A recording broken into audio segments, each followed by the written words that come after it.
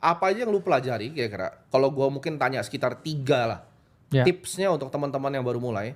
Lu kan berhasil ngubah dari 30 juta sampai sekarang ya. mungkin ratusan miliar. Itu apa sih kira-kira yang lu pelajari itu apa aja dan Oke. tipsnya apa aja? Pertama ya harus punya conviction. Dalam artian kalau kita nggak punya conviction itu terhadap dua hal ya. Satu terhadap diri kita sendiri. Kalau kita nggak yakin terhadap, karena trading, investing di market itu kan merupakan suatu profesi. Dalam artian orang di sini harus stay committed dalam waktu yang lama. Kalau mereka itu udah kehilangan fokus ya di tengah-tengah, saya rasa mereka itu nggak akan pernah bisa ya berkembang atau bahkan bertahan aja nggak bisa. Kedua ya committed dengan aset. Karena apa? Karena kita masih melihat ya kripto ini 5 sampai 10 tahun ke depan itu tempat yang cukup menjanjikan.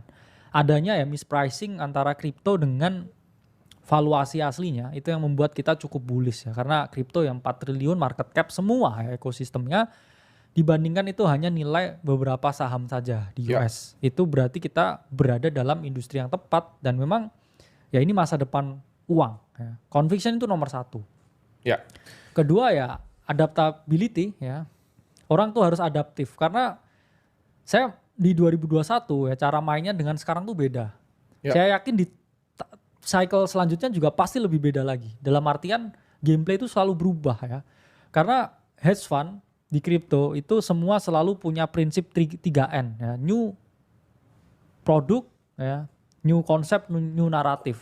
Mereka tuh selalu ya cari sesuatu yang baru dan ketika kita nggak adaptif ya dengan sesuatu yang baru ya kita nggak akan pernah ya bisa kemana-mana. Dan terakhir ya kita harus melihat risiko itu sebagai sesuatu yang pasti kita hadapi ya, bahkan nggak di market, di bisnis pun pasti kita hadapi.